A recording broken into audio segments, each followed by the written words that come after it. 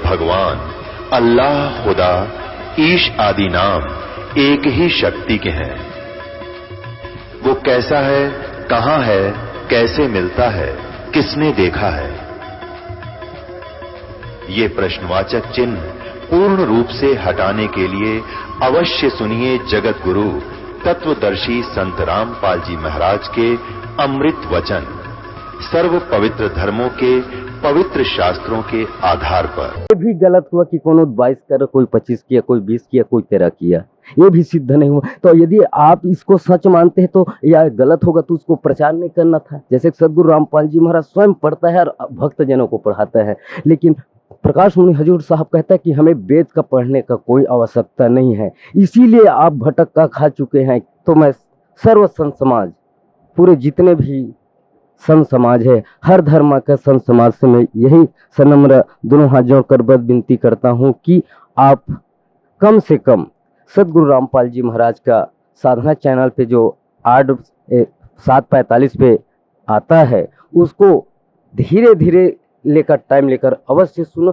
और उसके सुनने के बाद यहाँ सदगुरु रामपाल जी महाराज का आश्रम हरियाणा के अंदर जिला हिसार ग्राम बलवाला के पास है, वहां आकर आइए। अपना सद्भक्ति और परमात्मा को पाना चाहते हैं तो उसके बताए हुए नियम का पालन करते हुए और नाम दीक्षा लेकर पुनः परमात्मा के लिए जन्म जन्मांतर के लिए मोक्ष प्राप्त करिए। धन्यवाद आपका, बहुत बहुत धन्यवाद। नमस्कार सर। सर साहिब जी। क्या शुभ नाम है जी आप जी का? सर मेरा नाम रमेश दास है। सर कहाँ से आए हैं? सर यमुनानगर से आए हैं। सर परम संत सतगुरु रामपाल जी महाराज से नाम उपदेश लेने से पहले आप कौन सी भक्ति करते थे? सतगुरु रामपाल जी महाराज से उपदेश लेने से पहले ब्रह्मा, विष्णु, महेश, दुर्गा, गणेश और गुग्गा जी, मतलब जितने भी देवी देवता थे सभी की पूजा करते थे जी। तो उन सब से क्या आपको लाभ मिलता था? उनसे मेरे को कोई लाभ नहीं मिला जी, बाकी नुकसान ही नुकसान हुआ मेरे को उनसे। मतलब वो गुरुजी भी बनाए हुए थे पहले, जो गुरुजी थे वो बागड़ मतलब जाते थे, गुग्गा मेडी जो पूजते थे, तो वहाँ पर मतलब छोटी उम्र से लग गया था। उसने मेरे को चेला नहीं बनाया अपना, तो मैं मतलब 5-6 साल चला वहाँ गुरु दक्षिणा लेके, तो उसने मेरे से गुरु दक्षिणा नहीं ली।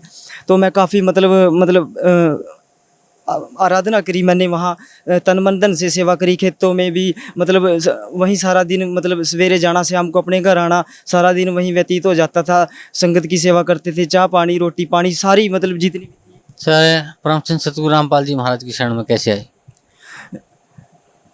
बड़े भाई ने और जो मेरी छोटी सिस्टर है वो प्रोग्राम देखते थे टीवी पे, तो उन्होंने मतलब यहाँ से नाम ले लिया टीवी पे प्रोग्राम देखने से, तो उन्होंने यहाँ से नाम ले लिया।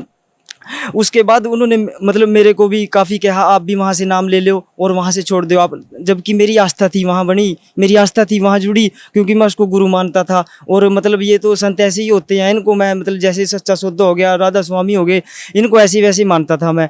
तो क्या हुआ एक दिन, मतलब जैसे संत की फ़ोटो लगी घर में, जैसे प्रणाम स्थल पर फ़ोटो लगी है, तो ये तो हमारे घर भी लगी है, तो मैंने भी एक दिन ऐसे प्रणाम कर लिया, महाराज कल्याण करियो। तो गुरुजी ने मेरे को उसी दिन रात को दर्शन दिए। नामदान स्थल पे जो फोटो लगी है, सिर पे टोपी है, वो पहन रखा है गुरुजी ने, तो मेरे को दर्शन दिए। तो मैं समझ गया। फिर मैंने किताब पढ़ी ज्ञान गंगा, और ज्ञान गंगा किताब पढ़ने से मेरे को ज्ञान हुआ, और इतना ज्ञान हुआ कि परमात्मा ने मेरे को अपने आप ही खींच लिया। और जब मैं यहाँ नाम दाम लेने आया उस दिन, मतलब जैसे जगराते करते हैं गुग्गा जी के, तो देहरादून में प्रोग्राम था, तो मैं प्रोग्राम छोड़ के आया था जी वहाँ। मतलब भवन सिंगारना, फूल माला लगाना, जोत जगाना, सारा काम करते थे जी। तो मतलब वहाँ का प्रोग्राम छोड़ के तब यहाँ आया था मैं। परमात्मा पे इतनी आस्था बन गई थी। और जो गुरुजी थे जहाँ पहले मेरे, तो वो ये कहते थे कि मतलब जैसे सवारी लेते हैं, बाग डाले खेलते हैं, कि मैं कलयुग का कलाधारी पीर हूँ और मैं अपने जामे को आप खा लेता हूँ। तो इसका मतलब ये काल हुआ। और मतलब जैसे वे व्रत रखते थे, मैं बीड़ी सिगरेट पीते थे, दारू भी पीते थे। तो मैं एक शिष्य ने उनसे सवाल किया गुरुजी से कि गुरुजी आप बीड़ी सिगरेट पी रहे व्रत में, कि बच्चा ये हमारे को मतलब जो हमारी दुर्गा माता है शक्ति है, उससे हमने कह के मांगी है, बख्शीश करी है, तो उसने हमारे को मतलब छूट दी है। तो फिर मैंने जो यहाँ से नाम दाम लिया और भक्ति बोध पुस्तक पढ़ी, उसमें देखा कि कंठ कमल में बसे अविद्या ज्ञान ध्यान बुद्धि नाश ही। तो इसका मतलब ये जो दुर्गा है ये विद्या नहीं, ये तो अविद्या है।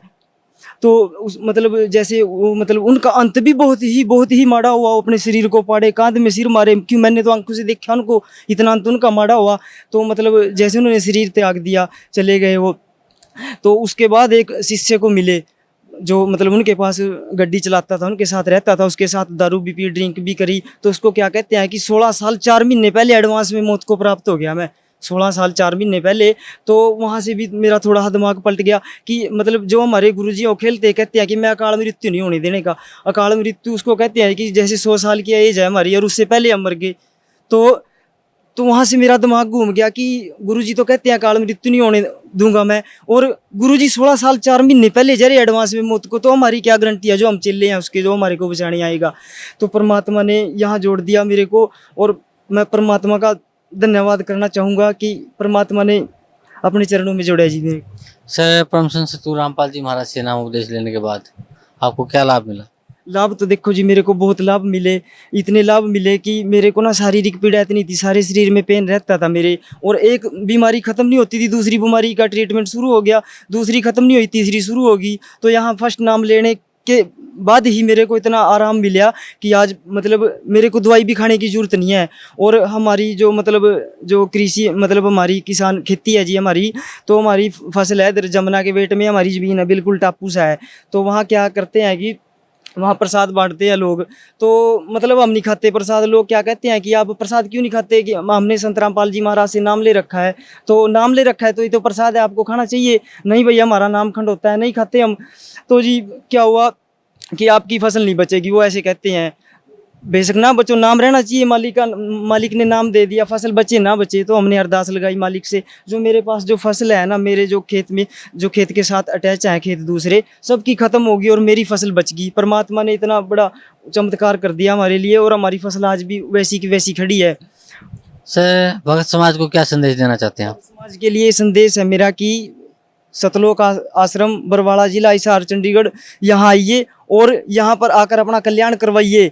परम संत सतगुरु रामपाल जी महाराज से नाम उपदेश लिए और नाम उपदेश लेकर अपना कल्याण कराइए। जी धन्यवाद आपका, बहुत बहुत धन्यवाद। अभी आपने उन पुण्यात्माओं की आत्म कथा सुनी जिनको परमात्मा ने ढेर सारे सुख दिए, और उनको अब पूर्ण विश्वास हुआ कि सचमुच कबीर इज गॉड, और विश्व में यदि कोई सच साधना है तो सतलोक आश्रम बरवाड़ा के अंदर, हिसार के अंदर ही है।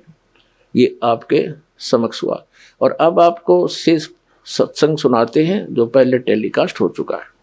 महाराज जी, आप जी का इष्ट देव कौन है?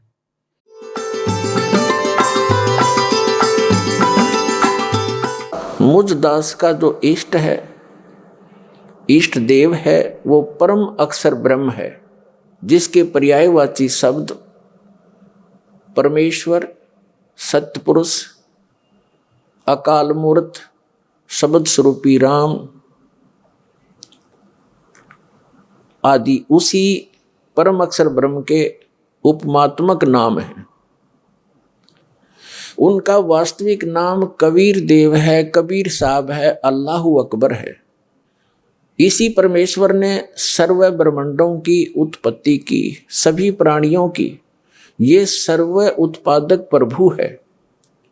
सर्व उत्पादक का अर्थ होता है जिसने सभी आत्माओं का भी, वो जनक है, सभी आत्माओं की उत्पत्ति उसी ने की, सभी ब्रह्मांडों की उत्पत्ति उसी ने की, और 5 तत्वों तथा 3 गुणों की उत्पत्ति भी उसी परमेश्वर परम अक्षर ब्रह्म ने की, कबीर देव ने की। और वही परमात्मा, वही परम अक्षर ब्रह्म, जिसे हम संत भाषा में सत्य पुरुष कहते हैं, वो भारतवर्ष की इस पावन धरती पर सन 1398 संवत 1455 ज्येष्ठ सुदी पूर्णमासी को सुबह ब्रह्म मुहूर्त में सतलोक से अपने निज स्थान से चलकर आकर एक शिशु रूप धारण करके कमल के फूल पर विराजमान हुए। वहां से उनको नीरू नीमा नाम के एक पति पत्नी थे। वो जुलाहा जाति से थे, जुलाहा कर्म करते थे। वो निसंतान थे, उनको उठाकर घर ले गए। परमात्मा जुलाहों की कॉलोनी में रहने से, जुलाहा समुदाय में रहने से और बड़े होकर जुल्हे का कार्य करने से वो जुलाहा कहलाए। ये मुझ दास के इष्ट देव हैं। महाराज जी, इष्ट देव और सतगुरुदेव एक ही हैं या इनका अस्तित्व भिन्न भिन्न है?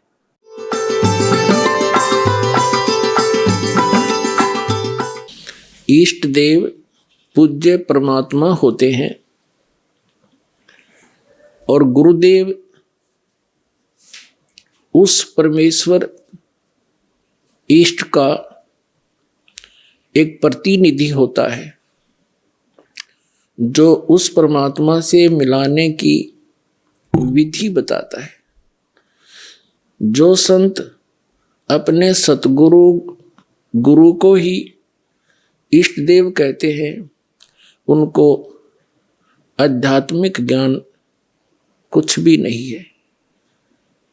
वो आध्यात्मिक गुरु नहीं हो सकते। पुण्यात्माओं, धन्य भाग हैं आपके। आपको इस समय में मानव शरीर प्राप्त है, नर या नारी का। धन्य है आपके माता पिता जिनसे जन्म हुआ, क्योंकि ये वो प्राइम टाइम है जो परमात्मा ने पूर्व निर्धारित किया था। आप जी जिस लोक में रह रहे हो, ये लोक रहने का नहीं है, लेकिन अभी तक इस काल भगवान ने अपने नकली संतों द्वारा, इन झूठे सतगुरुओं द्वारा आप जी को भ्रमित करवा रखा था। और इनके द्वारा बताई गई जो भक्ति विधि और साधना थी, वो यूजलेस थी, शास्त्र विधि त्याग का मनमाना आचरण था, जिस कारण से हम इस काल के जाल को न तो समझ सके और न इससे निकल सके। अब इस काल के इस जाल का नाश करने के लिए, अज्ञान का नाश करने के लिए स्वयं परमात्मा सतलोक से चलकर आते हैं, क्योंकि हम उसके बच्चे हैं। उन्होंने हमें अपने वचन से उत्पन्न कर रखा है, हम उनका अंश हैं। अपने का दुख अपनों को ही होता है।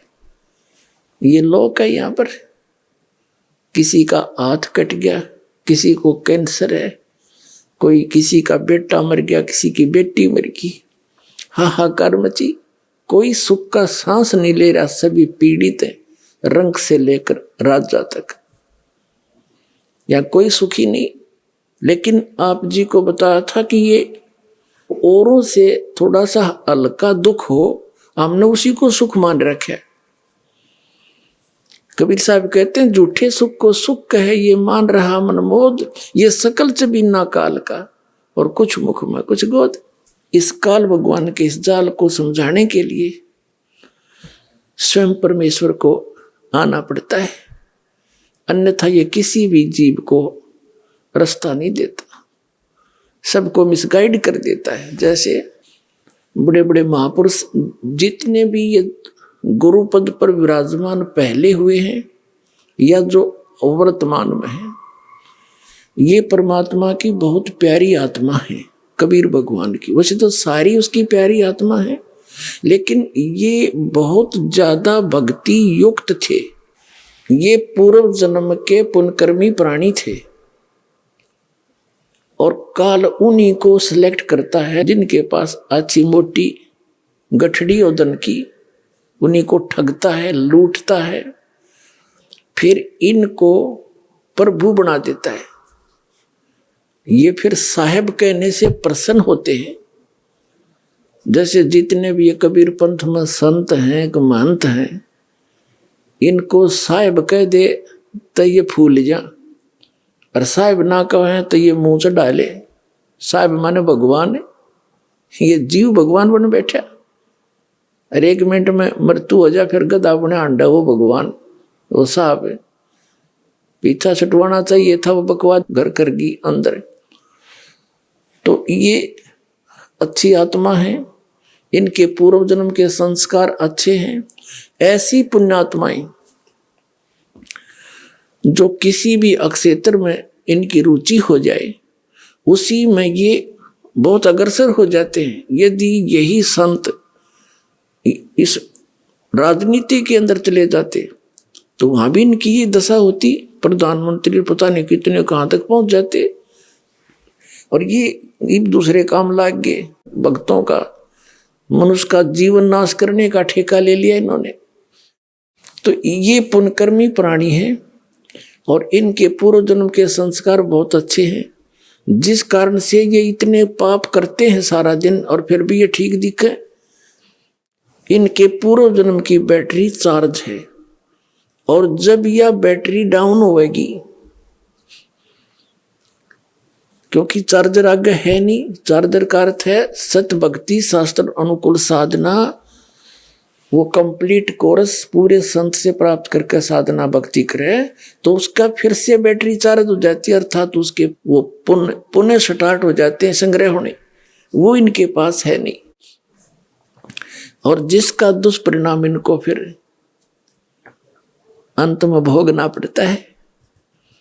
और आप भी बाहर लाद ले जाते हैं जनता को मिसगाइड करने का, परमात्मा के बच्चों को दिशाहीन करके, उनके अनमोल मनुष्य जीवन को नाश करके, और फिर स्वयं ये प्रेत योनि में जाते हैं या कि तक गधे की योनि भोग रहे होते हैं। ये नकली साहब, ये महंत संत और ये जितने आचार्य और शंकराचार्य और मंडलेश्वर है। दास का कहने का तात्पर्य है कि इन संतों ने भी सोचना चाहिए, इन्होंने समझना चाहिए दास क्या कह रहा है। कोई आपका दुश्मन नहीं, आपके हित की बातें कह रहे हैं, प्रमाण दिखा रहा हूं। आप भी उस परमात्मा के बच्चे हो और जिनको आप गुमराह किए बैठे वो भी परमात्मा के बच्चे हैं। आप दोनों दोषी हो रहे हो मिसगाइड करके उस भगवान के बच्चों को। अगर ये बीच में ये संत महंत ना होते तो पूरा विश्व आ जाता है इस मार्ग को समझकर। जैसे जो ये राधा स्वामी धन धन सतगुरु सच्चा सौदाले और ये जय गुरुदेव और निरंकारी, ये जितने भी और ये अन्य जितने सतपाल जी महाराज और ये बाल योगेश्वर के जिसने प्रेम जी महाराज, ये संत तो है नहीं, क्योंकि संत वही जो आध्यात्मिक ज्ञान से परिचित हो, बाकी उस नाम संत रखे वो अलग बात है। अब इनका जो फंस गए वो क्या करते, जैसे मधु परमहंस और ये जितने भी कबीरपंथी संत महंत, अब जैसे दास इनकी जो अनुभूति है, इन्होंने जो सारे जीवन में जो कुछ भी जाना समझा अनुभव किया वो लिख रखा है। अब इस तरह ये खाक बोलेंगे, इन्होंने जो कुछ कहना सुनना था कह दिया, 10-10, 20-20, 100-100 वर्ष से लग रहे हैं ये। अब इनके इतिहास दिखा दिए। अब अपने गुरुजी के बारे में जो कुछ भी कोई उस पंथ से संबंधित इस दास के वचन सुनता है तो उनका समाधान वो किससे कराता है? अपने गुरुजी से। अब गुरुजी कैसे स्वीकार करे कि भाई मैंने यू सच्चा है, मैं झूठा हूं? क्यों? उसके आगे उसके सामने अहम अट जाएगा, ईगो है उसके अंदर। और यह ईगो इस जीव की सबसे बड़ी दुश्मन है। कबीर साहब कहते हैं राज तजना सहज है और सहज त्रिया का ने मान बढ़ाई ईर्षा दुर्लभ तजना ये। अरे इनके तजे बिना भगवान नहीं मिले। अब ये फिर अपने ही गुरुओं से पूछते हैं तो गुरुजी कह देते नहीं, उसको क्या पता। और फिर यहाँ तक बताते हैं इस जम्मू वाले ने तो अपने उसमें इसका जी जागरण पर आता है प्रोग्राम, उसके नीचे बताते हैं ये लिखवा दिया कि मन ने कोई आत्मिक ज्ञान चर्चा नहीं करी। अरे ये बोलने लग रहा दे चौड़े में झूठ बोल रहा है। स्वामी जी, हमारे शरीर में कुछ कमलों का विवरण आता है। हाँ। ये कहाँ कहाँ है?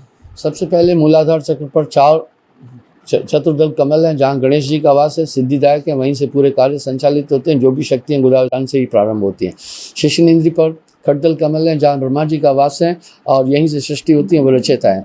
और इसको स्वादिष्टान चक्र भी कहते हैं। मणिपूरक चक्र नाभि में जहाँ विष्णु जी का वास है, अष्टदल कमल कहलाता है, यहीं से संचाल पालन करता। पेट ही हमारे पूरे जिस्म का पालन कर रहा है। और हृदय में चौथा चक्र है अनहद चक्र जहाँ शिव का वास है, अहंकार के देवता है, जो अनुभूति हो रही मैं हूँ, ये वहाँ से ताकत चलती है। पांचवा विशुद्ध चक्र कंठ में जहाँ आदिशक्ति है, जितने भी स्वर हैं वो कंठ से ही निकलते हैं, यहीं पर ही वो बनते हैं। और छठा आज्ञा चक्र जहाँ आत्मा का वास है, यहीं पर ही आत्मा बैठ करके पूरे शरीर का संचालन करती है। सातवां सहस्त्रसार है जहाँ पर मन और निरंजन का वास है, वेद यहाँ तक बोल रहे हैं और योगेश्वर यहाँ तक बोल रहे हैं। कबीर साहब ने आठवें चक्र की भी बात कही, सूरत कमल सदगुरु को वासा, तो संत तत्व का आठवां चक्र शीश से सवार हाथ ऊपर बोला गया। आठवें चक्र की बात संत तत्व की धारा बोले। आठवां चक्र कहाँ होता है महाराज? शीश से सवा हाथ ऊपर इसको बोला। अधर आसन किया, आगम प्याला पिया, कबीर साहब की वाणी में देखते हैं। तो सूरत कमल सदगुरु को वासा, इसको सूरत कमल भी कहते हैं, अष्टम चक्र भी कहते हैं। सिर से सवा हाथ ऊपर शून्य। अब फेल हो गया यूं कि आठवां कमल है। अरे परमात्मा की वाणी में लिखा हो तो नौवें कमल में पूर्ण ब्रह्म भाई। और मधु परमहंस जी नो क्या करता, मेरे पास जो वस्तु है इस ब्रह्मांड में नहीं है, और सब भक्ति के चोर हैं बाकी के, उसको छोड़ के पाखंडी है। बताओ, एक भक्त अभी आया 1 महीने से 20 दिन से, वो बता रहा था जी मैं पहले राधा स्वामी पंथ में था, ठाकुर जी महाराज का सीधा चेला था, मैं परिचर था यानी वक्ता था, उनका सत्संग किया करता था, आदेश दे रखा था मेरे को। और मेरे को ये भी आदेश था, दीक्षा भी दिया करता, मैं नाम देता था। गुरु जी तो थे ठाकुर जी और नाम दिया करता वो भगत जी। बताओ कोई बात हुई? ऐसे ही ये जो सतपाल जी महाराज हैं और ये इनके भाई जो बाल योगेश्वर के हैं, जिसने प्रेम रावत अमेरिका रहता है, ये भी ऐसे ही करते हैं। और भी कई ऐसे प्रोसीजर अपना रखा है।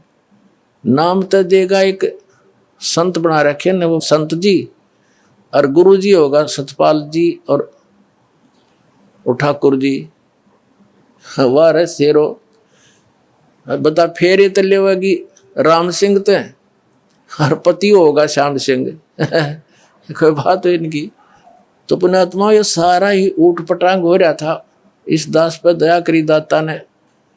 ठीक है, संघर्ष तो करना पड़ा, जेल तक जाना पड़ा। इन अज्ञानियों ने दुनिया को भ्रमित करके रामपाल गुंडा है बुंडा है, न्योना बताया 1 नंबर का आदमी है। ये पता लग जाएगा, ये पता लग जाएगा संसार को।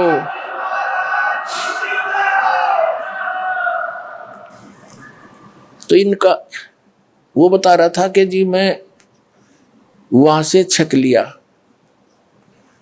30 वर्ष रहा मैं वहां पर।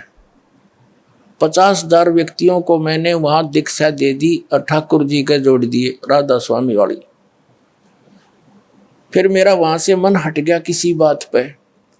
फिर टीवी देखा, इनका सत्संग सुना श्रीमद परमहंस जी का, अच्छा लगा। कुछ उनसे हटकर बात थी थोड़ी बहुत, नाम नोम दीक्षा वह हूँ। तो मैंने वहां दीक्षा ले ली। 2 वर्ष से वहां मैं जुड़ा हुआ था श्रीमद परमहंस से, जम्मू वाले से। फिर कुछ दिन के ही बाद आपका सत्संग भी आता था, वो भी सुनने लगा मैं।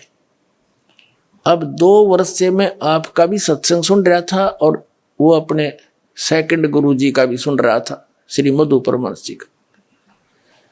और हम ये सोचा करते थे, हमारा ग्रुप था सैकड़ों का, हम ये सोचा करते भी दोनों अपने आप को नो कहे, जो वस्तु मेरे पास है किसी के पास नहीं। अब हम निर्णय कैसे करें? या तो जब बात पड़े ये दोनों आमने सामने हो किसी दिन, हम नो सोचा करते। 10 दिन के बाद वह दया भी होगी, साधना टीवी पर दोनों आमने सामने। और सत्संग जब शुरू हुआ बड़ी खुशी हुई हमने, अगले आज इनकी दोनों की जो सच्चाई सामने आ जाएगी। मैंने सब जगह फोन लगा दिया, जो श्रीमद परमहंस के मेरे साथी चेले थे, और सब ने अपने टीवी ऑन कर लिए, इधर उधर जाके इकट्ठे होकर बैठ गए सारे ग्रुप के ग्रुप। तो वो कह रहा था जी 3 घंटे प्रोग्राम चला, और जब प्रोग्राम समाप्त हुआ मैंने तो सर मारा धरती में पटक गए, हे भगवान देख यो कित मूर्ख बना रहा था हमने आज तक। फिर लगे मेरे पास फोन आने सब साथियों के, कहने लगा ईब के करें के पायस मधु पर वंश दौरे खाकी कति खोखा। तो हमने स्कीम बनाई, चलो वहां आश्रम में सैकड़ों की संख्या मां का नाम लेगा उस मधु पर वंश के।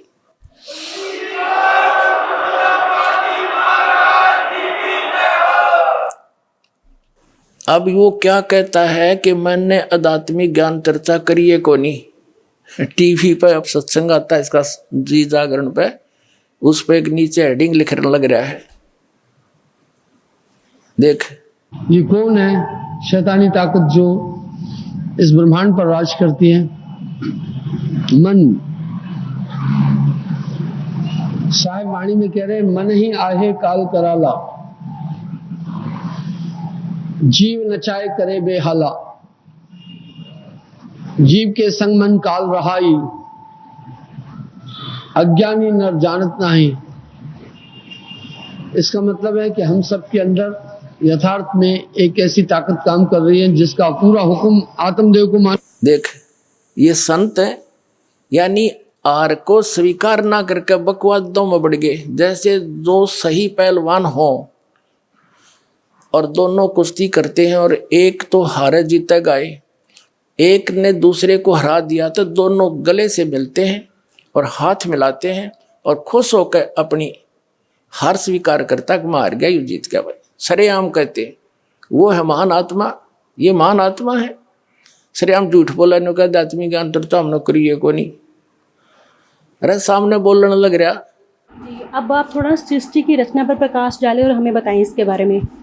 सृष्टि की रचना के विषय में कबीर साहब का कहना है, शब्द है धरती शब्द आकाश। नानक देव जी भी कह रहे शब्द है शब्द भया प्रकाश, सकल सृष्टि शब्द के पाछे नानक शब्द घटा घटाशे। कबीर साहब ने जब इस सृजन का वृतांत अनुराग सागर वाणी के अंदर भी आता है, उन्होंने किसी मटेरियल को कहीं से लिया नहीं था और शब्द ही के द्वारा अपनी इच्छा शक्ति के द्वारा पूरे ब्रह्मांड की रचना की। इसको विस्तार से देखना है, हमारी वेबसाइट पर हमने सृजन के विषय में डिटेल दी हुई है, ये 2 शब्द में नहीं दी जा सकती। अब आध्यात्मिक ज्ञान चर्चा क्या चीज है? परमात्मा के बारे में आप कहीं बैठकर किसी से चर्चा कर लो, आध्यात्मिक ज्ञान चर्चा है। टीवी वालों ने उससे पूछ लिए, जो प्रश्न पूछने थे उनका उसने जवाब दे दिया, इधर से हमारे पूछ लिए, हमने जवाब दे दिया, दोनों चला दिए। और आध्यात्मिक ज्ञान चर्चा कौन सी हो भाई? अब इसका सिर घूम गया, अब इन्हें ठिकाना नहीं रहेगा इस पृथ्वी पर। देख लेना, या तो इन्होंने स्वीकार करना पड़ेगा और कहना पड़ेगा अपने चेलों को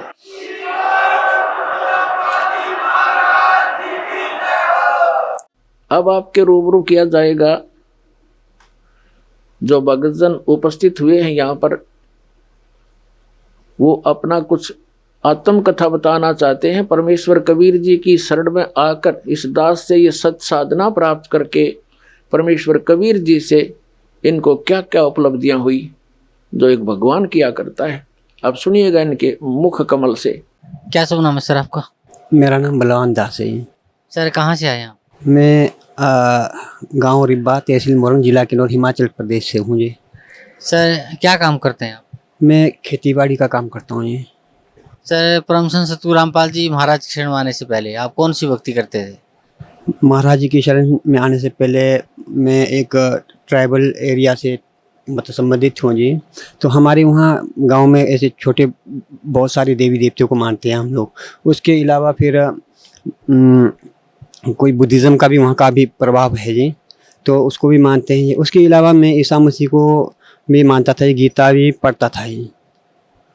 तो ये सब जो आप भक्ति करते थे, बुद्ध को भी मानते थे, ईसा मसीह को भी मानते थे, देव देवताओं को भी मानते थे, भिन्न भिन्न आप धार्मिक शास्त्र भी पढ़ते थे, उस सब को आपको क्या लाभ मिलता था? अब मालिक की शरण में आने से मुझे पता लगा। उससे पहले तो मेरे को ऐसा कोई लाभ मुझे हुआ ही नहीं। मैं भटकते रहता था जी, कभी इधर कभी उधर। मैं शारीरिक तौर से भी काफ़ी बीमार रहा हूँ 15-20 साल। उसके लिए मैं बॉम्बे तक इलाज करने के लिए गया था जी। मतलब चंडीगढ़ PGI से लेकर CMC से कोई हॉस्पिटल मैंने छोड़ा नहीं है, सब जगह मतलब अपना ट्रीटमेंट किया। उसके अलावा फिर घर में परिवार थोड़ा अंधविश्वासी थे, तो वो भी देवी देवताओं के पीछे लगे रहते जी, कभी इधर पूजना कभी उधर कोई बलि चढ़ाना क्या करना। तो मैं बहुत तंग आ गया था जी इन सब चीज़ों से। कोई बीमारी मेरी निकली नहीं जी। मैं बॉम्बे भी गया, वहाँ भी यही बताया कि नॉर्मल है, सिटी स्कैन MRI मतलब जो भी टेस्ट है इंडोस्कोपी से लेके ERCP से लेके मतलब MRCP तक लेके मतलब सब कुछ मेरा टेस्ट हुआ जी। तो उसमें कोई बीमारी निकली नहीं। मैं डॉक्टरों से पूछता था ये कि भाई मुझे क्या क्यों किस वजह से हो रहा है, वो कुछ बता नहीं पाते थे ये। वो मेरे सिम्टम्स को देख के एक डॉक्टर हैं, ये हिमाचल में ही IGMC इंदिरा गांधी मेडिकल ये हॉस्पिटल शिमला में है, तो सुरेश राणा जी, तो उन्होंने बताया कि भाई आपको मतलब ऐसा मतलब जो पेंक्रियास है उसमें कुछ प्रॉब्लम हो सकता है। तो एक मेरे दोस्त हैं, वो MBBS मतलब डॉक्टरी कर रहे थे, मेरे क्लास फेलो थे जी। तो मैं एक दिन उनके एक पैथोलॉजी किताब मिला, उसमें मैं पढ़ने लगा कि पेंक्रियास के बारे में। तो उसमें मतलब थोड़ा बहुत ऐसे मेरे को मतलब पता लगा कि भाई पेंक्रियास में फलाना फलाना बीमारियाँ होता है। फिर मैंने डॉक्टर से बोला कि कहीं ये बीमारी तो नहीं है, मतलब उसमें ऐसा सिम्टम्स लिखा था। फिर वो डॉक्टर बताने लगे हाँ हो सकता है आपको पेंक्रियास में कैंसर हो सकता है, इसलिए मैं मतलब आपको लिख के देता हूँ कि भाई IGMC में जाके शिमला हॉस्पिटल में जाके MRCP करवा देना। तो उसमें MRCP भी करवाया जी मैंने। MRCP भी नॉर्मल आया जी। उसमें खाली एक चीज़ आया था कि मतलब आपके अंदर से कोई मतलब ऐसा तरल पदार्थ बह रहा है, तो उसके लिए चेस्ट का एक्सरे करवाया। उस एक्सरे में भी कोई पानी नहीं आया जी। तो मैं बहुत परेशान था। मैं डॉक्टर को बोला आप MRCP में ऐसा तरल पदार्थ, मुझे प्रॉब्लम मेरा तो ख़त्म हो नहीं रहा, मुझे तो रात में पेन होता ही है, तो मैं मतलब क्या करूँ। वो बताने लगे आप ऐसा करो दवाई मत खाओ हैं भाई, आप कुछ दिन ये ले लो, आप कोई एंटासिड वगैरह ऐसा कोई गैस्ट्रिक का वो ले लो माँ। फिर उसके बाद एक दिन दवाई ले लेता हूँ, एक दिन आराम होता है, फिर दूसरे दिन वही हालत होता है जी। बहुत परेशान था जी। देवी देवताओं का भी बहुत सब कुछ किया जी। जो परिवार थे मैं उनको भी बोलता था चलो रहने दो, क्यों करना है, जो इलाज ही होगा। हैं मैं ग्रेजुएट हूँ, तो मुझे थोड़ा मतलब इसमें कम विश्वास रहता था देवी देवताओं में भी। तो मैंने परिवार को बोला देखो जहाँ तक हो सके साइंस को ढूंढना चाहिए हैं, उसमें फिर ऊपर से भगवान पर भी विश्वास रखना चाहिए। तो सब कुछ किया जी। मैं साधना भी करता था, मैं ईसा मसीह को भी मानता था हैं। तो कोई भी मतलब कोई सत्संग में लगा देता था TV पे, उस पर कोई गुरु दिखे हैं, अगर कोई कैसे कोई नाम बता दे तो मैं उसको भी जाप कर लेता था ये हैं। 1-2 महीना ऐसा मैं कर लेता था कि इसे आराम मिले, मैं कोई आराम नहीं मिला। एक बार निर्मल बाबा जी उसमें TV पे वो बता रहे थे, वो बहुत चमत्कार दिखा रहे थे। मतलब ऐसा लग रहा था मुझे कि उनको मतलब देख के कि वो काफ़ी चमत्कारी बाबा हैं। मैंने उसका नंबर लेके फ़ोन किया, उन्होंने फ़ोन पे मेरे को बताया अगर आपने संपर्क करना है तो 10,000 रुपये भेजो हैं। तो मैं तो घर से वैसे ही बहुत ही मतलब फाइनेंशियली मतलब वीक था, मैं ये चीज़ें कर भी नहीं सकता था। शायद पैसे होता तो कर भी लेता, मरता क्या नहीं करता जी। फिर उसके बाद मतलब परेशान सा ऐसा रहता ही था ये घर में, तो सुख कुछ भी नहीं था ये। सर परम संत सतगुरु रामपाल जी महाराज की शरण में आप कैसे आए? ये तो मालिक की ही कृपा है जी। मैं एक हमारे ट्राइबल एरिया में एक बार मनमोहन सिंह प्रधानमंत्री जी, माननीय प्रधानमंत्री मतलब आए थे जी हमारे इलाके में। उन्होंने हमारे ट्राइबल लोगों के लिए एक ऐसा स्कीम निकाला था कि भी हर घर में एक डिश दिया जाएगा। तो ऐलान करके चले गए। बाद में वो 1-1.5 साल के बाद वो डिश आया, पता नहीं कुछ उसमें गफला हुआ क्या हुआ मुझे मालूम नहीं। तो गांव में कम डिश आ गए जी, जितने परिवार को मिलना चाहिए उससे कम आए। तो गांव वालों ने डिसाइड किया था कि भाई जो डिश तो कम आए इसको अब लॉटरी लगाया जाए, जिसका निकले वो उसको को मिल दिया जाएगा और जिसका नहीं निकले तो उसको तो आप मतलब ऐसे ही रहना पड़ेगा। तो उसमें मैं तो घर में था नहीं, काम पे था, तो परिवार वालों ने लगा दिया, गांव वालों ने नाम में लगा दिया। तो मेरा भी एक डिश निकल गया था जी। उस वजह से मेरे को एक टीवी खरीदना पड़ा। तो मैं टीवी लगा के घर में मतलब रखा था। तो बच्चे उसमें ज़्यादातर कार्टून देखते थे। फिर वो हटते नहीं, मैं बार बार बोलता था मत देखो हैं, पढ़ाई करो। फिर वो हटते नहीं, जैसा स्कूल से आए 4 बजे के बाद बस पूरी मतलब 9-10 बजे तक हटने नहीं टीवी के सामने से। तो एक बार क्या हुआ, मैं रात की टाइम, ये अगस्त का महीना 2010 की बात है ये, तो खेत से आया तो देखा कमरे में कोई नहीं थे, परिवार कोई नहीं थे, बच्चा भी नहीं था। तो मैं ऐसी पलंग पे जाके लेट के मैं टीवी ऑन किया जी। उस पर जी जागरण लगा, तो ऐसा ही लेटा हुआ था, थका हुआ था। तो जी जागरण पे महाराज जी प्रवचन कर रहे थे। तो मैं महाराज जी को देख के मतलब मैं सोचा बाकी संत तो ऐसे लंबे बाल रखते हैं, तो ये तो मैं पहला ही ऐसा मतलब मैंने संत देखा जिनके बाल भी नहीं। तो मैं ऐसा मन में ऐसा विचार करते हुए मतलब कुछ ही क्षण हो गया था, उसमें पता नहीं अंदर से कुछ अजीब सा ऐसा लगा मेरे को, मतलब बेचैनी सा हो गया जी, मेरे को रोना सा आ गया जी। तो जैसा रोना आ गया तो मैं अपने आप को रोक नहीं पाया, मैं खड़ा हो गया जी पलंग पे, और सीधा ऐसा लगा ये मालिक है, अंदर से ऐसा आवाज़ जैसा आया कि परमेश्वर है। मैं उठ के पलंग से सीधा नीचे टीवी के सामने ऐसे ही लेट गया जी। मैं कहा मालिक हैं, मैं मेरे जैसा पापी इस संसार में नहीं, मुझे ऐसा आज रोना क्यों आ गया? इससे पहले भी मैं टीवी देखता था, प्रोग्राम देखता था। मैं कहा क्या हो गया मेरे मालिक, आप बताओ। ऐसा मतलब मन में सोच ही रहा था, तो ऊपर से ऐसा आवाज़ सुनाई दिया प्रवचन मालिक परमेश्वर जी के, कि मालिक बता रहे थे कि मैं अपनी आत्माओं को प्रकाश की गति से, मतलब परमात्मा अपनी आत्माओं को प्रकाश की गति से मिलता है। तो मैं अंदर ही नीचे से लेटा हुआ मन में सोच रहा था, हे मालिक, मैं मुझ जैसा पापी इस संसार में नहीं है क्या? इस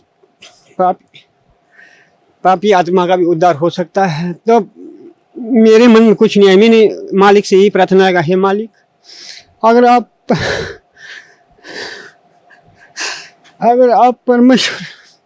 परमेश्वर हैं तो मालिक, क्योंकि मैं भगवान को कभी मैंने देखा नहीं, ग्रंथ पढ़ता था, बाइबल में नहीं पढ़ा, बाइबल में लिखा है मालिक गॉड इज लाइट। मैं यही सोचता था कि भगवान प्रकाश है।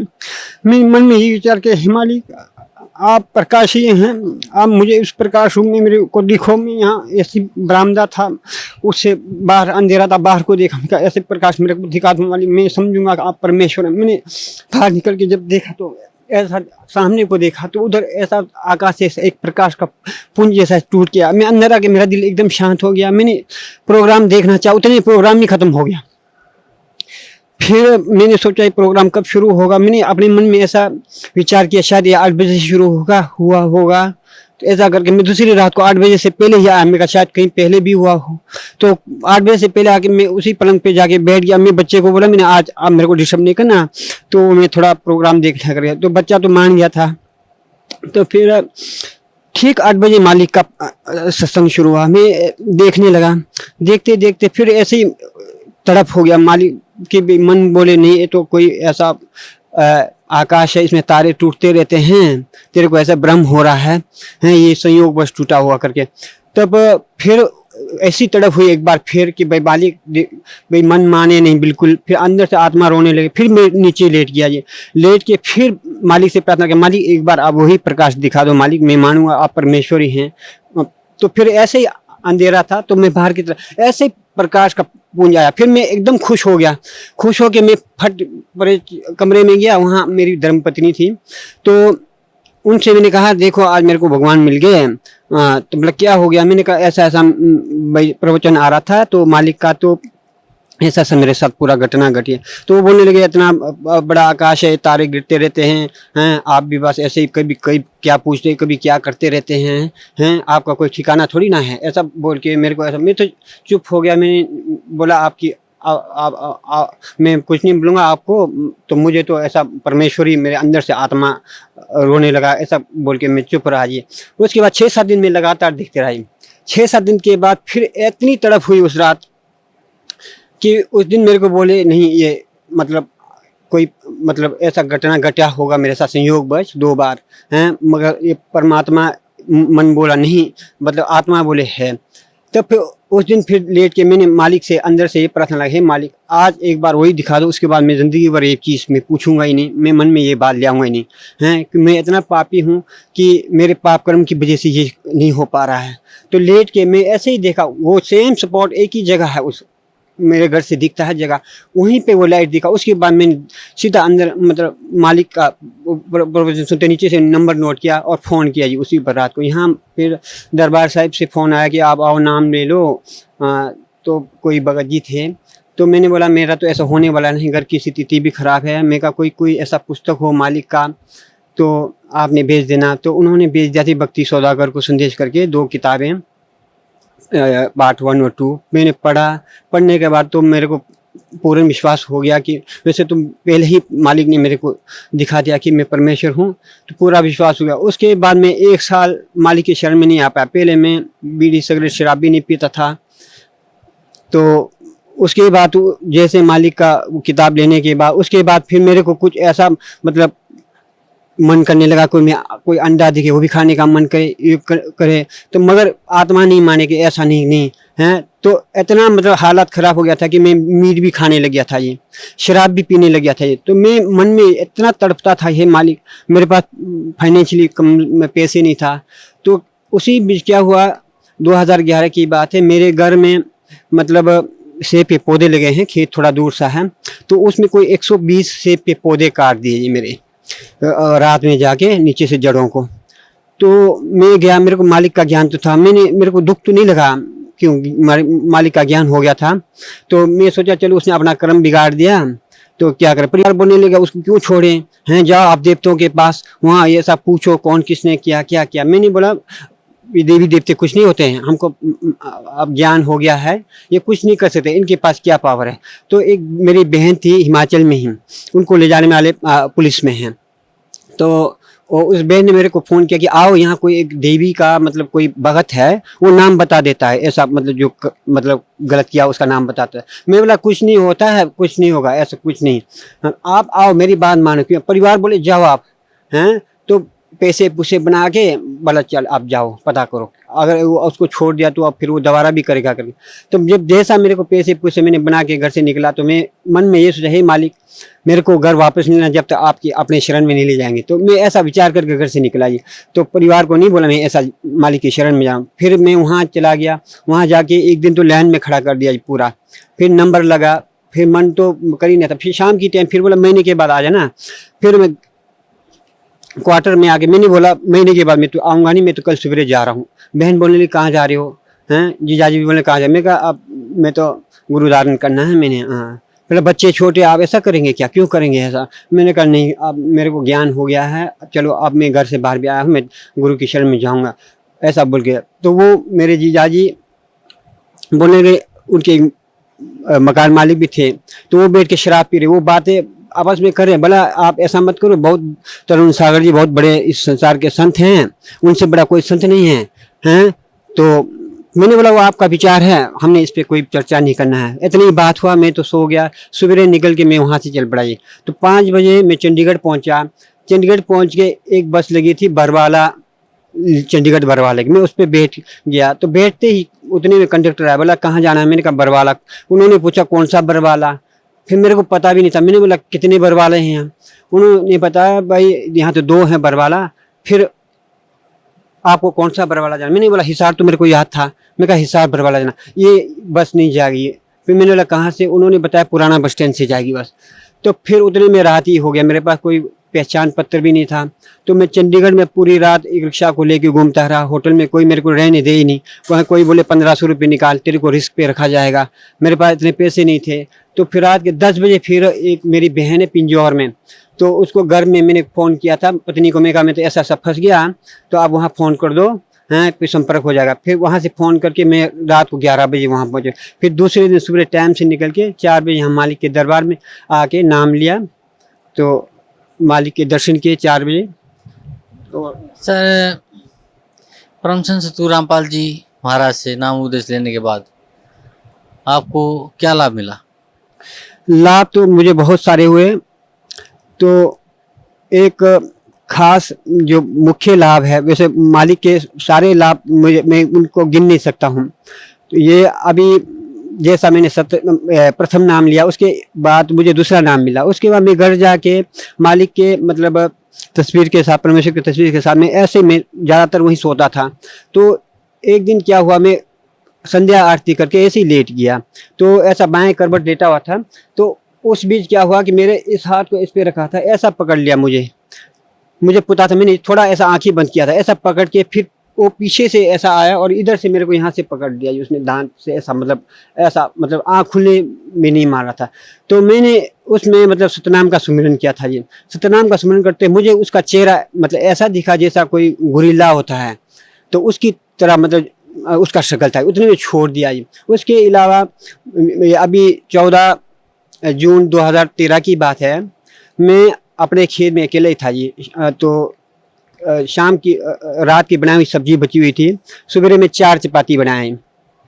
4 चपाती बनाने के बाद मैं खाने लग गया था, सुबह के कोई 9-10 बज रहे थे। तो जैसा मैंने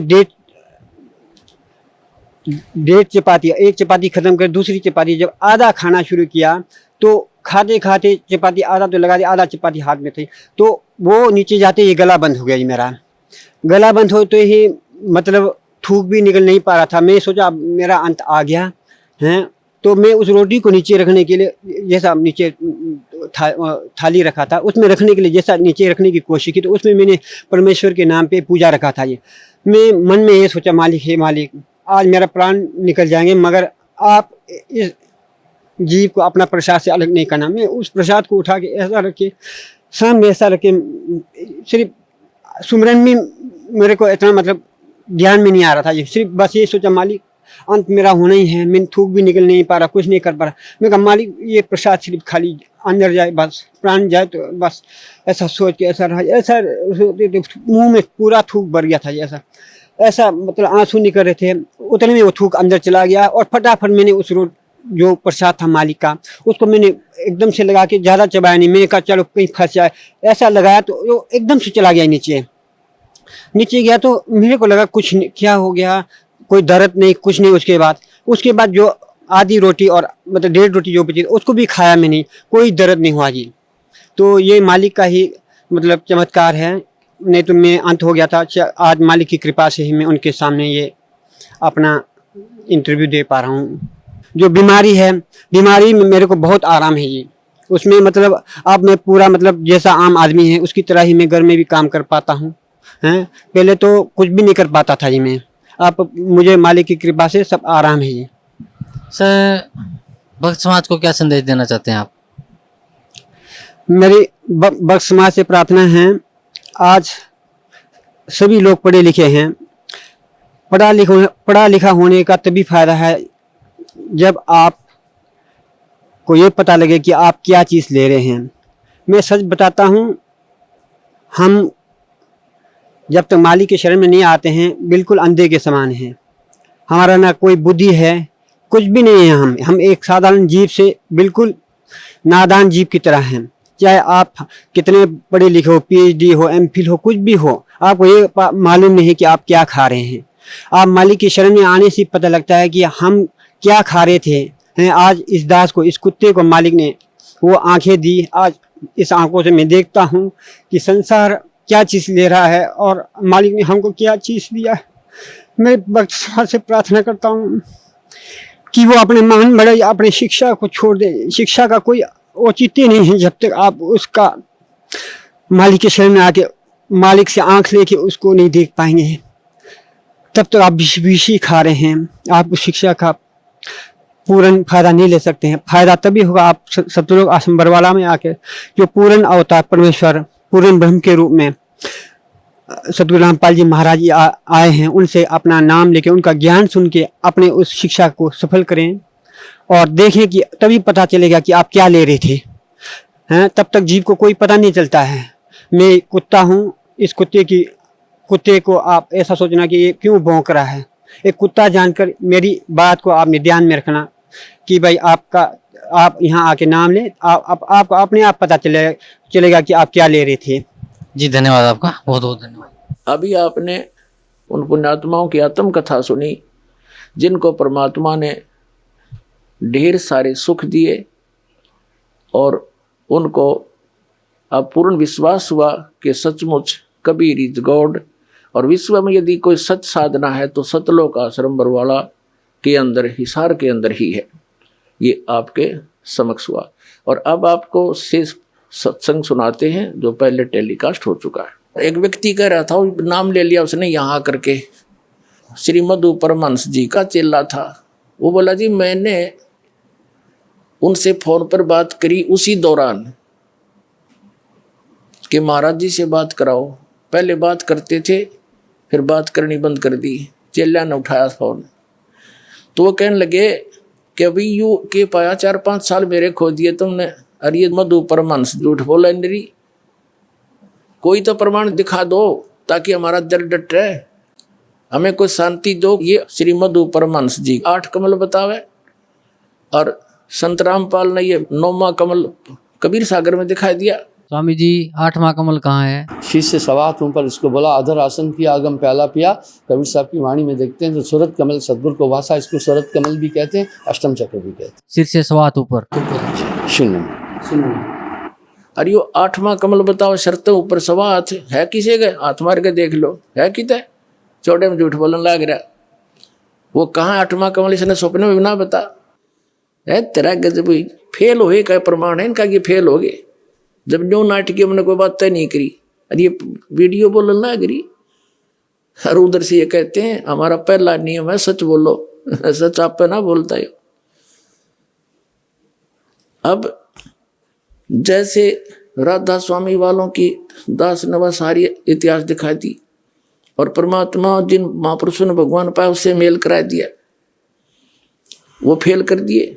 ये कबीरपंथी सारे फेल कर दिए। और जितने भी आचार्य शंकराचार्य थे इनके पास कख ज्ञान नहीं था, इनका इतिहास दिखा दिया जनता को, ये सारे फेल हो लिए। इनके पास जवाब नहीं है, तो जनता आज कोई पागल नहीं है। और ये जो नकली संत महंत कबीरपंथी या दूसरे हैं, ये ना होते, जैसे जो श्रद्धालु इन संता के नहीं फंसे हैं और एक कॉमनली जैसे कोई मंदिर मस्जिद में जा रहे हैं, मंदिर में जाते हैं, आप पे पूजा करते हैं, व्रत करते हैं, या सालासर वैष्णो देवी जाते हैं, उन्होंने जब ये ज्ञान देखा सुना और प्रमाण देखे पुराणों में, तो तुरंत आगे वो फटाफट आने लगी। ये तो बात सच्ची है, जिन पुराणों को हम रोज पढ़ते थे और जिनको सत्य मानते हैं उनमें क्या लिखा, ये धर्मगुरु क्या बकवाद कर रहे हैं, इन्हें बैठा दिया हमारा। तो वो सीधे आगे, और दूसरे अभी अटके बैठे हैं, क्योंकि वो किसने पूछे, अपने गुरुजी तक जिसकी नहीं पहुंचे तो अपने उस आसपास के भगत भाइयों से। वो भगत भाई वो बांग पी रहे हैं जो उनके गुरुजी ने प्यार रखी है, तो वो इसलिए अभी वो ज्यादा बाधा बन रही है। कुछ दिन और लगेगा, इनकी जड़ निश्चित कति करें की तरह काट के धर दूंगा, और फिर आप पा जाएंगे बाज गए। अब जैसे कोई बड़ा पेड़ होना है और वो टूट के भी गिर जा जड़ समेत, तो महीना 20 दिन तो उसमें फिर भी हरे पत्ते रह जाया करें, पर वो दिया कंडे मो, तो ये सारे इसे कर दिए, थोड़े दिन में सारे सूख जाएंगे और भगतात्मा जान जाएंगे। खकता इनके पास इतना अनमोल जीवन नाश कर दिया, 3-3 4-4 पीढ़ी डबो इन राधा स्वामी वालों ने, इन कबीर पंथियों ने। तो पुण्यात्माओं, सत्संग किसे कहते हैं? सत्संग वो है जिसमें केवल सत्य बताई जा, झूठ का समावेश ना हो। और इनके पास सारी झूठ, सतनाम की चीज नहीं इनके पास कोई भी, तो वो सत्संग नहीं है। अब सत्संग का अर्थ है परमात्मा की महिमा, परमात्मा की गुण बताई जा, कि परमात्मा कैसा है, कौन है, कहाँ रहता है, और परमात्मा की हम खोज कर क्यों रहे हैं, उससे हमें लाभ क्या होगा, ये सारा ज्ञान। और फिर वो भगवान प्राप्ति कैसे होगी, तो ये सब मिलाकर सत्संग कहलाता है। अब जैसे अब दास जो सत्संग जिस उद्देश्य से कर रहा है, इस दास का उद्देश्य है कि आप जी को जहां जहां आप लगे हुए हो और उस संत या महंत या पंथ को और उस ज्ञान को सत्य मानकर पहले उन्हीं से परिचित कराऊं कि कौड़ी को आप लाल लिए फिर रहे हो, और ये सब प्रमाण रह कर देने का दास का उद्देश्य है कि आपको इतना ट्रेंड कर दूं कि आप स्वयं परख लो और नकलियों ने छोड़ दो। तो पुण्यात्माओं, दास आपको वो पारखी बनाना चाहता है, इन नकलियों ने सब न छोड़ के और लाल ग्रहण कर ले, आके अपना कल्याण कराओ, धनी हो भक्ति का, आपका मोक्ष आपके परिवार का मोक्ष होगा। और एक बार ये सभी ये जितने भी नकली पंथ हैं ये खत्म तो होंगे, क्योंकि परमात्मा का वचन है कबीर साहब का। अभी घना टाइम ना लग गया इसमें, आते इतना इंटेलिजेंट मानव है, इंटरनेट तक बना लिए, सैटेलाइट ला बैठे, जो बिना करण का काम था उसमें लाग गए, परमाणु बना लिए और ऊपर अंडे गिरा हुआ धक्के खाते। बताओ खाकी खो क्या के है बता, ये अपना जो पीछा छुटाना है या भक्ति करके चलेंगे सतलोक में, ये बनावांगे असली, ये विज्ञान है जो तत्व ज्ञान, इसको समझेंगे इस तरफ सब डाइवर्ट होंगे एकदम। आत्मा भटक रही है उसके लिए और वो भटक रहा हमारे लिए। कबीर साहब कहते हैं मैं रोवत हूँ सृष्टि को और सृष्टि रोवे मोहे। कहे कबीर इस वियोग को समझ नहीं सकता कोई। हम तो उस भगवान को ढूंढ रहे हैं, हमें सुख हो, हमारे घर में बचाव हो, बाल बच्चों का बचाव हो और हमें आवश्यक वस्तुएं उपलब्ध हों जिनकी हमें रिक्वायरमेंट है और मोक्ष हो। फिर हम जाते हैं इधर उधर भटक रहे हैं। तो जिनके पास कख नहीं वहां हम सेट होकर बैठ गए और दास इतने दिन तक शोर मचा रहा है, तुम गलत जा रहे हो, तुम्हारा जीवन नाश हो रहा है, मुझे न कहो तो निंदा करता है। तुमने निंदा की परिभाषा का ना पता, फिर जब यह निंदा है साची कहने की तो यह निंदा तो दास पर छूटे को नहीं, पर यह निंदा नहीं है, एक महापरोपकार है। ये मैं कैसे चुप रह सकता हूँ, मुझे पता लग गया तुम्हारा जीवन नाश हो रहा है। मनुष्य जीवन को बालकों का खेल है मिलना। अब क्या बताते हैं परमात्मा कि काल ने कहा था कि चौथे युग में जीव आप कितने ले जाना, कल युग में 3 युगों में जीव थोड़े ले जाना।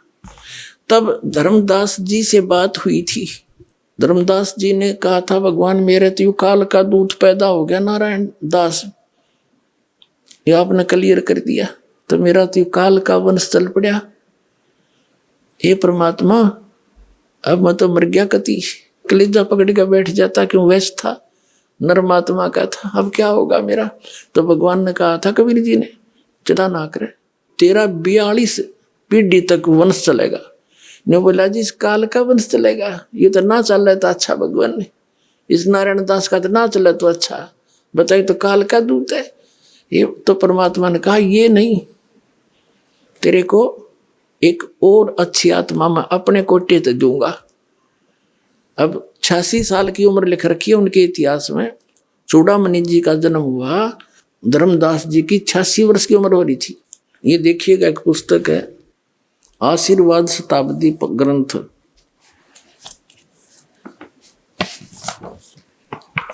ये देखो सतनाम कितना बुढ़ा लिख रखा है, कितने अच्छे ढंग से। कख नहीं पता है सतनाम का, ये दामा खेड़ा वालों का है। ये देखिए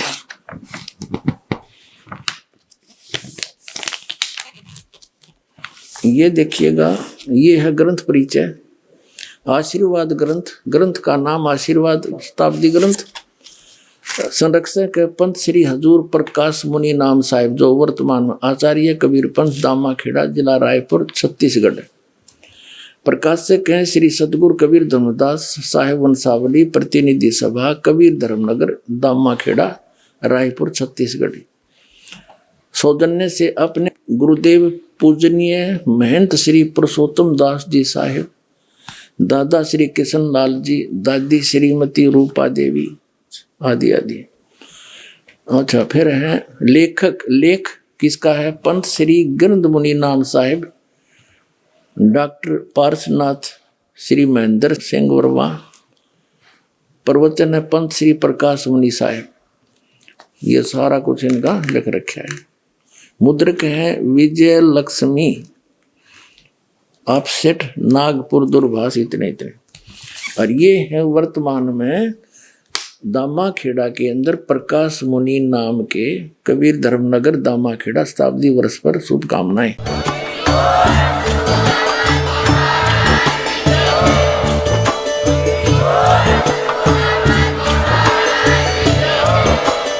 आप सुन रहे थे जगत गुरु तत्वदर्शी संत रामपाल जी महाराज जी के मंगल प्रवचन। अधिक जानकारी के लिए विजिट कीजिए हमारी वेबसाइट www.jagatgururampalji.org। संत रामपाल जी महाराज जी के शुभ आशीर्वाद से पूरे विश्व भर में 500 से भी ज्यादा नाम दीक्षा केंद्र हैं, जिन पर संत रामपाल जी महाराज जी द्वारा ऑनलाइन निशुल्क नाम दीक्षा दी जा रही है। अपने नजदीकी नाम दीक्षा केंद्र का पता करने के लिए संपर्क करें 8222880541।